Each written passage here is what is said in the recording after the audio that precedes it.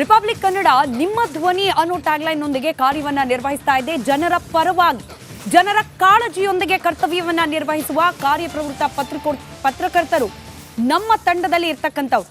ನಮ್ಮ ಇಬ್ಬರು ಪ್ರತಿನಿಧಿಗಳು ಕಂಟಿನ್ಯೂಸ್ ಆಗಿ ಗೌರಿ ನಾಯಕ್ ಅವರ ಪರವಾಗಿ ನಿಂತು ಸುದ್ದಿಯನ್ನ ಪ್ರಸಾರ ಮಾಡ್ತಾ ಇದ್ದಾರೆ. ಅಂಗನವಾಡಿ ಮಕ್ಕಳಿಗೋಸ್ಕರ ಬಾವಿಯನ್ನ ತೋಡ್ತಾ ಇದ್ದ ಆ ಮಹಿಳೆಗೆ ಅಧಿಕಾರಿಗಳು ಅಡ್ಡಿಪಡಿಸಿದ ಸಂದರ್ಭದಿಂದಲೂ ಕೂಡ ಈ ಕ್ಷಣದವರೆಗೂ ನಮ್ಮ ಇಬ್ಬರು ಪ್ರತಿನಿಧಿ ಅಂಕಿತಾ ಹಾಗೆ ಶೇಷಗಿರಿ ಇಬ್ಬರೂ ಕೂಡ ನಿರಂತರವಾಗಿ ಹಗಲು ರಾತ್ರಿ ಗೌರಿ ನಾಯಕ್ ಅವರ ಪರವಾಗಿ ನಿಂತಿದ್ದಾರೆ. ಇದೀಗ ಆ ಜಾಗಕ್ಕೆ ಬಂದ ಉಪನಿರ್ದೇಶಕಿ ಹುಲಿಗೆಮ್ಮ ನಮ್ಮ ಪ್ರತಿನಿಧಿಗಳ ಪ್ರಶ್ನೆಗೆ ಉತ್ತರ ನೀಡಲಿಕ್ಕೆ ಸಾಧ್ಯವಾಗದೆ ತಡಬಡಾಯಿಸಿ ಹೋಗಿದ್ದಾರೆ. ಇದೇ ಸಂದರ್ಭದಲ್ಲಿ ಸ್ಥಳೀಯರು ಕೂಡ ಆಕೆಗೆ ತರಾಟೆಗೆ ತೆಗೆದುಕೊಂಡಿದ್ದಾರೆ.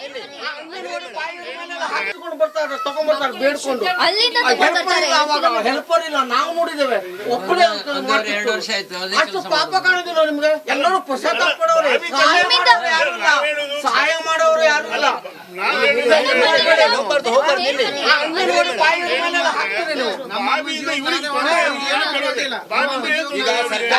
ಸರ್ಕಾರಿ ಕೆಲಸ ಕೆಲವೊಂದು ಪಬ್ಲಿಕ್ ಜೊತೆ ಶೇರ್ ಮಾಡ್ಬೇಕಂತಿದೆ. ಹೌದಾ? ಇಲ್ಲಿ ನಿಂತಿದೆ ನೋಡಿ ಶಿವರಾಮ್ ಹೆಬ್ಬಾರ್ ಅಂತ ಹಲವಾರು ಕೆರೆಗಳನ್ನ ಸರ್ಕಾರಿ ಕೆರೆಗಳನ್ನು ತೋಡಿದ್ದಾರೆ. ಖರ್ಚಿಂದ ಮಾಡಿದ್ದಾರೆ. ಅದೇ ರೀತಿ ಒಂದು ಬಾವಿನ ತೋಡ್ತಿದ್ದಾಗ ನಮ್ಮ ಸಹಕಾರ ಇರಬೇಕು. ಅದಕ್ಕೆ ಪಬ್ಲಿಕ್ ಸರ್ಕಾರ ಎರಡು ಸೇರ್ ಮಾಡಬೇಕು. ಅದಕ್ಕೆ ಮಕ್ಕಳ ಒಂದು ಸೇಫ್ಟಿ ದೃಷ್ಟಿಯಿಂದ ದಯವಿಟ್ಟು ಮಾಡಿಕೊಡಿ ಸರ್. ನಾನು ಲೆಟರ್ ಕೊಡ್ತೀನಿ ಸರ್ ಕಾಂಪೌಂಡ್ ಮಾಡ್ಲಿಕ್ಕೆ.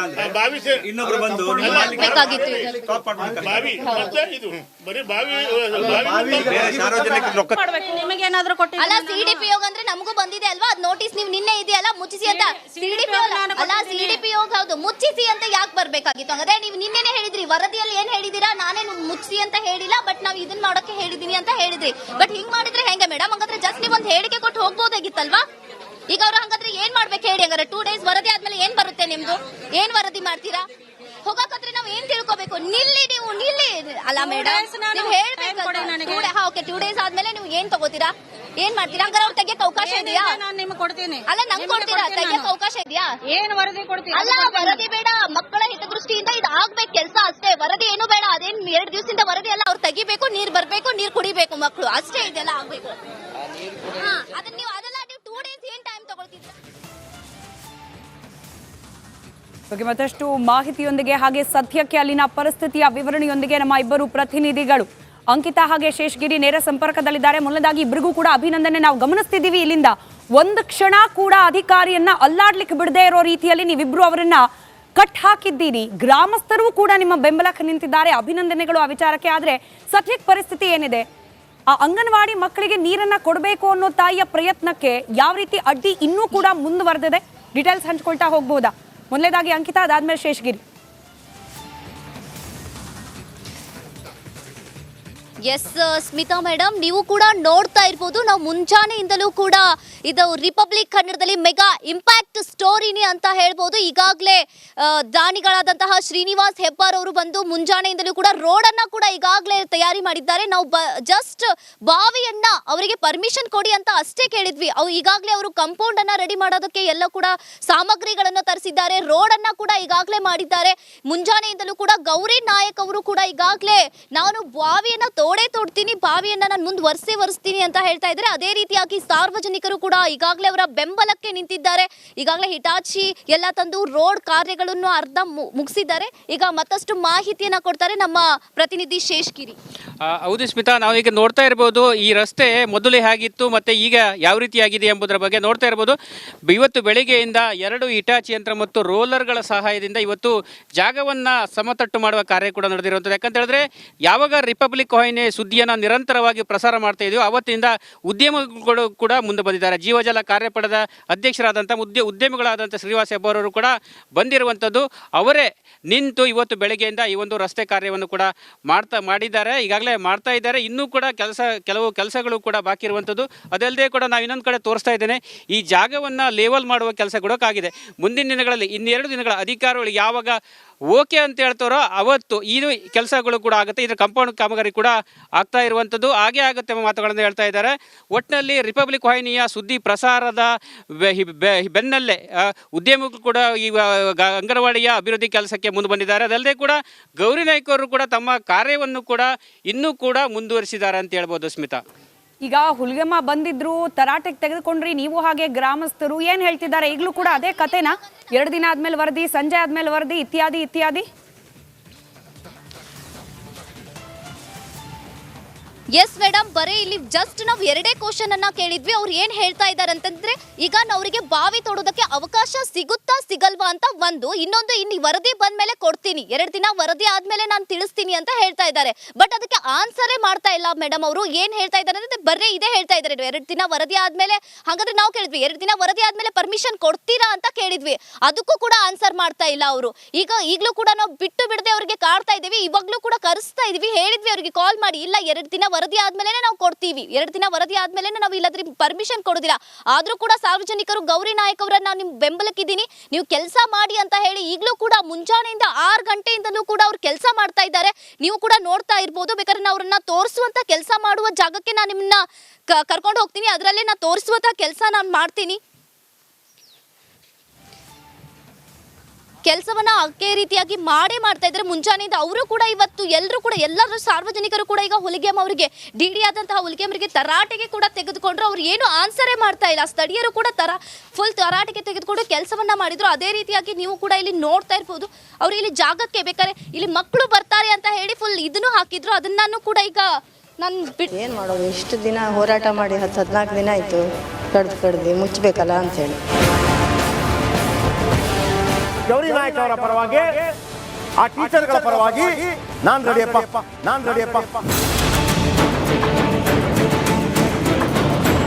ಅವರಿಗೆಲ್ಲ ಅವಕಾಶ ಮಾಡಿಕೊಡ್ತೀವಿ ಅಂತಾನೆ ಹೇಳಿದ್ರು.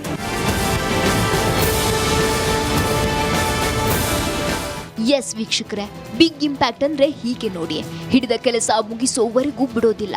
ಒಂದು ಸಲ ಫೀಲ್ಡ್ಗಿಳಿದ್ರೆ ಅಲ್ಲೇ ಡ್ರಾ, ಅಲ್ಲೇ ಬಹುಮಾನ. ಇದಕ್ಕೆ ಮತ್ತೊಂದು ನಿದರ್ಶನ ಶಿರಸಿಯ ಗೌರಿ ನಾಯಕ್ ಅವರ ಸಾಹಸಘಾತಿಯ ವರದಿ. 10/2/2024 ವರದಿ ಪ್ರಸಾರ. ಗೌರಿ ನಾಯಕ್ ಅಂಗನವಾಡಿ ಮಕ್ಕಳ ಕುಡಿಯುವ ನೀರಿಗಾಗಿ ಬಾವಿ ತೋಡಲು ಶುರು ಮಾಡಿದ್ರು. ಈ ಬಗ್ಗೆ ಗೊತ್ತಾಗ್ತಿದ್ದಂತೆ ಕಾರವಾರದ ನಮ್ಮ ವರದಿಗಾರ ಶೇಷಗಿರಿ ಸುದ್ದಿ ಮಾಡಿ ಬಿಗ್ ಇಂಪ್ಯಾಕ್ಟ್ ಕೊಟ್ರು. ನೋಡಿ, ಮುಂದಾಗಿದ್ದು ಮ್ಯಾಜಿಕ್. 11/2/2024 ಬಾವಿ ತೋಡದಂತೆ ಒತ್ತಡ. ಹೌದು ವೀಕ್ಷಕರೇ, ಸಾಧನೆ ಮಾಡ ಹೊರಟವರಿಗೆ 108 ವಿಘ್ನದಂತೆ ಗೌರಿ ನಾಯಕ್ ಈ ಸಾಧನೆ ಅಧಿಕಾರಿ ವಲಯದಲ್ಲಿ ಸಂಚಲನ ಮೂಡಿಸಿತು. ರಿಪಬ್ಲಿಕ್ ಕನ್ನಡ ವರದಿ ನೋಡಿದ ತಕ್ಷಣವೇ ಬಾವಿ ತೋಡದಂತೆ ಒತ್ತಡ ಹೇರಿದ್ರು. ಯಾಕಂದ್ರೆ ಅಧಿಕಾರಿಗಳ ಮರ್ಯಾದೆ ಪ್ರಶ್ನೆ ಅಲ್ವೇ, ಎಲ್ಲಿ ತಮ್ಮ ಕೆಲಸಕ್ಕೆ ಧಕ್ಕೆ ಬರುತ್ತೋ ಅಂತ ಎದ್ನೋ ಬಿದ್ನೋ ಎಂದು ಓಡೋಡಿ ಬಂದು ಬಾವಿ ತೋಡದಂತೆ ತಡೆದಿದ್ರು. 12/2/2024 ಫೀಲ್ಡ್ಗಿಳಿದ ರಿಪಬ್ಲಿಕ್ ಕನ್ನಡ. ಇನ್ನು ರಿಪಬ್ಲಿಕ್ ಕನ್ನಡ ಎಂಟ್ರಿ ಕೊಡ್ತು ನೋಡಿ. ಶಿಶು ಯೋಜನಾ ಅಭಿವೃದ್ಧಿ ಮೇಲ್ವಿಚಾರಕಿ ಅನಿತಾ ಸ್ಥಳಕ್ಕೆ ಬಂದಿದ್ರು. ಅವರನ್ನ ಪ್ರಶ್ನಿಸಿದಾಗ ಮಾತಿನ ವಾಗ್ಯುದ್ಧಕ್ಕೆ ಇಳಿದಿದ್ರು. ನಾವು ಯಾರೋ ಅವ್ರಿಗೆ ಕಿರುಕುಳ ಕೊಟ್ಟಿಲ್ಲ, ಅದು ಯಾರು ಕೊಟ್ಟಿದ್ದಾರೆ ಅನ್ನೋದನ್ನ ಟೀಚರ್ ಹತ್ರ ನೀವು ಕೇಳ್ತೀವಿ. ಓಕೆ, ಈಗ ಅವರಿಗೆ ನೀವು ಇಷ್ಟು ದಿನ ಮಾಡಿದ್ರೆ ಅದು ಬೇಕು, ಅವ್ರಿಗೆ ಯಾರು ಕಿರುಕುಳ ಕೊಟ್ಟಿದ್ದಾರೆ ಅದೊಂದು ಹೆಸರು ಬೇಕು, ಅದನ್ನು ನಾವು ಕಂಡು ಹಿಡಿತೀವಿ ರಿಪಬ್ಲಿಕ್ ಕನ್ನಡ. ಅದೇ ರೀತಿಯಾಗಿ ಈಗ ಮುಂದೆ ನೀವು ಮತ್ತೆ ಪ್ರಾಬ್ಲಮ್ ಮಾಡೋದಿಲ್ಲ ಅಂತ ಹೇಳಿ ಯಾವ ಗ್ಯಾರಂಟಿ ಮೇಲೆ ನಾವು ಹೇಳ್ಬೋದು? ಮೇಡಮ್, ನಮ್ಮ ಇಲಾಖೆಯಿಂದ ಯಾವುದು ಪ್ರಾಬ್ಲಮ್ ಆಗಲ್ಲ. ಯಾಕಂದ್ರೆ ಇಲಾಖಾ ಮೇಲಾಧಿಕಾರಿಗಳು ಹೇಳಿದ ಆದೇಶದ ಪ್ರಕಾರ ನಾವು ಅವತ್ತು ಬಂದವರಿಗೆ ನಿಲ್ಸೋದಕ್ಕೆ ಹೇಳಿದ್ದಾಗಿತ್ತು. ಈಗ ಮುಂದೆ ನಿಲ್ಸೋದಕ್ಕೆ ಏನು ಹೇಳೋಂಗಿಲ್ಲ. ಇಲ್ಲ, ಇಲಾಖಾ ಮೇಲಾಧಿಕಾರಿಗಳು ನಾವು ತಿಳಿಸಿದ್ದೀವಿ, ಇಲ್ಲಿ ಪರಿಸ್ಥಿತಿಯನ್ನು, ಇಲ್ಲಿ ವಾತಾವರಣನ ಅವರಿಗೆ ಮನದಟ್ಟು ಮಾಡಿಕೊಟ್ಟಿದ್ದೇವೆ ಮೇಲಧಿಕಾರಿಗಳಿಗೆ. ಅವ್ರು ಅದ್ರ ಪ್ರಕಾರನೇ ನಾವು ಈ ಹತ್ರ ಮಾತಾಡ್ತೀವಿ, ಅವರಿಗೆ ಎಲ್ಲ ಅವಕಾಶ ಮಾಡಿಕೊಡ್ತೀವಿ ಅಂತಾನೆ ಹೇಳಿದ್ರು. ಗೌರಮ್ಮಗೆ ಬಾವಿ ತೋಡಲು ಎಲ್ಲರ ಸಾಥ್. ಹೌದು, ಗೌರಿ ನಾಯಕಗೆ ಡಿಡಿಪಿಐ ಬಸವರಾಜ್, ಸಿಡಿಪಿಒ ವೀಣಾ ತಬ್ಬಿಕೊಂಡು ಭೇಷ್ ಹೇಳಿ ಸಾಥ್ ನೀಡಿದ್ರು. ಸಾರ್ವಜನಿಕರಲ್ಲಿ ಸಂತಸವೋ ಸಂತಸ, ಚಪ್ಪಾಳೆ ಸುರಿಮಳೆ. ನೀವು ಬಾವಿ ತೋಡೋದು ಮಾತ್ರವಲ್ಲ, ಬಾವಿ ಉದ್ಘಾಟನೆ ನೀವು ಮಾಡಬೇಕು ಹುಲಿಗೆಮ್ಮ.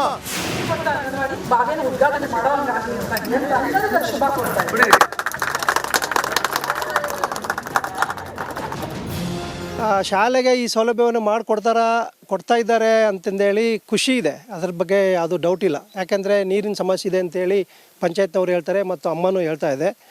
ಇದಕ್ಕೆ ಪರ್ಯಾಯ ವ್ಯವಸ್ಥೆಯನ್ನು ಸರ್ಕಾರದಿಂದ ಮಾಡ್ಬೋದಾಗಿತ್ತು. ಅದನ್ನು ಮಾಡ್ತಕ್ಕಂಥ ಕ್ರಮವನ್ನು ಕೂಡ ಪಂಚಾಯತ್ನವರು ತಗೊಂಡಿದ್ರೆ ಬಹುತೇಕ ಅವರಿಗೆ ಈ ಒಂದು ಮನಸ್ಸು ಬರ್ತಿರ್ಲಿಲ್ಲ. ಯಾಕಂದರೆ ತೊಂದರೆ ಇದೆ ಅನ್ನೋದನ್ನು ಅವ್ರು ಗಮನಿಸಿ ಮಾಡಿದ್ದಾರೆ. ಅದಕ್ಕೆ ನಾನು ವೈಯಕ್ತಿಕವಾಗಿ ಧನ್ಯವಾದ ಹೇಳ್ತೇನೆ. ಇನ್ನು ಬಾವಿ ತೋಡಲು ಅವಕಾಶ ಸಿಕ್ತಿದ್ದಂತೆ ಗೌರಿ ನಾಯಕ್ ಮೊಗದಲ್ಲಿ ಮಂದಹಾಸ ಮೂಡಿತು. ತುಂಬ ಖುಷಿ ಆಯಿತು. ಆರ್ ಕನ್ನಡಕ್ಕೆ ನನ್ನ ಹೃದಯಪೂರ್ವಕವಾದ ನಮಸ್ಕಾರ. ಅಂಗನವಾಡಿ ಕಾಂಪೌಂಡ್ ಸರ್ವೆ ಕಾರ್ಯ.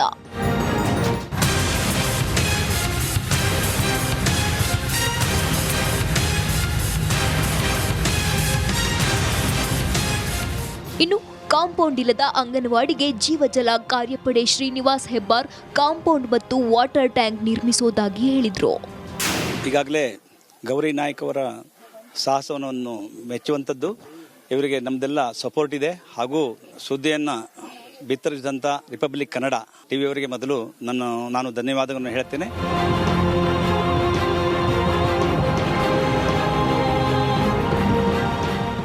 ದೆಹಲಿಯಲ್ಲಿ ರೈತರ ಪ್ರತಿಭಟನೆ ತೀವ್ರ ಸ್ವರೂಪವನ್ನು ಪಡೆದುಕೊಂಡಿದೆ. ಸ್ಥಳದಲ್ಲಿ ಉದ್ವಿಗ್ನ ವಾತಾವರಣ ನಿರ್ಮಾಣವಾಗಿದೆ. ದೆಹಲಿಯ ಶಂಭೂ ಬಾರ್ಡರ್ನಲ್ಲಿ ನಡೀತಾ ಇರುವಂಥ ಪ್ರತಿಭಟನೆ ಇದೆಯಲ್ಲ, ಅಲ್ಲಿ ಅವರನ್ನು ಚದುರಿಸೋದಕ್ಕೆ ಅಂತೇಳಿ ಅಶ್ರುವಾಯುವನ್ನು ಸಿಡಿಸಿದ್ದಾರೆ ಎನ್ನುವ ಮಾಹಿತಿ ಈಗ ಲಭ್ಯವಾಗ್ತಾ ಇದೆ.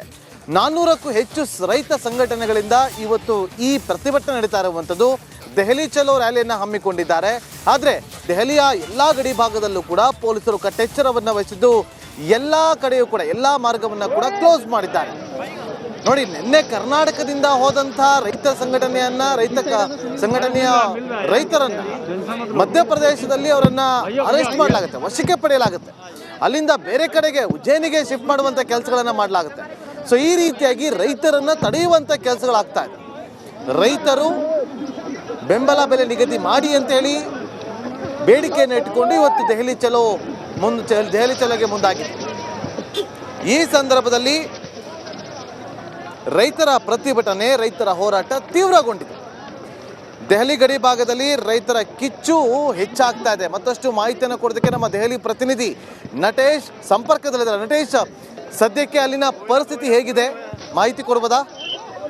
ಎಸ್ ನಾಗೇಂದ್ರ ಬಾಬು, ಏನು ಹಲವು ಬೇಡಿಕೆಗಳನ್ನ ಇಟ್ಕೊಂಡು ರೈತರು ಏನು ಪ್ರತಿಭಟನೆಗೆ ಅಂದ್ರೆ ದೆಹಲಿ ಚಲೋಗೆ ಮುಂದಾಗಿದ್ರು. ಇದೀಗ ಗಡಿ ಭಾಗದಲ್ಲಿ ಬಹಳ ಕಟ್ಟೆಚ್ಚರವನ್ನು ವಹಿಸಿರ್ತಕ್ಕಂಥದ್ದು. ಒಂದಷ್ಟು ರೈತರು ಏನು ದೆಹಲಿಯ ಗಡಿ ಭಾಗಕ್ಕೆ ಬಂದಂತಹ ಸಂದರ್ಭದಲ್ಲಿ ಅವರನ್ನ ಬಂಧಿಸುವಂತಹ ಕೆಲಸವನ್ನ ಮಾಡಿರ್ತಕ್ಕಂಥದ್ದು. ಯಾಕಂದ್ರೆ ಕೆಲವೊಂದಿಷ್ಟು ರೈತರು ಈಗ ಆಲ್ರೆಡಿ ಏನು ಗಡಿ ಭಾಗಕ್ಕೆ ಬರುವ ನಿಟ್ಟಿನಲ್ಲಿ ಕಾರ್ಯಪ್ರವೃತ್ತರಾಗಿರ್ತಕ್ಕಂಥದ್ದು. ಆ ನಿಟ್ಟಿನಲ್ಲಿ ಅವರನ್ನ ತಡೆಯುವ ಉದ್ದೇಶದಿಂದ ಬ್ಯಾರಿಕೇಡ್ ಹಾಗೂ ಏನು ಅದಕ್ಕೆ ಸಂಬಂಧಪಟ್ಟಂತೆ ಸಕಲ ಬಂದೋಬಸ್ತನ್ನ ಮಾಡಿಕೊಂಡಿರುವಂಥದ್ದು. ಹಾಗಾಗಿ ಅವರನ್ನ ತಡೆಯುವ ಎಲ್ಲಾ ಪ್ರಯತ್ನಗಳು ಕೂಡ ಆಗ್ತಾ ಇದೆ. ಹಾಗೆಯೇ ಒಂದಷ್ಟು ಜನ ಬಂದಂತಹ ರೈತರನ್ನ ಈಗಾಗಲೇ ಅರೆಸ್ಟ್ ಮಾಡಿರ್ತಕ್ಕಂಥದ್ದು. ಇನ್ನಷ್ಟು ರೈತರು ಬರುವ ನಿಟ್ಟಿನಲ್ಲಿ ಇರುವಂತದ್ದು. ನಾಗೇಂದ್ರ ಬಾಬು,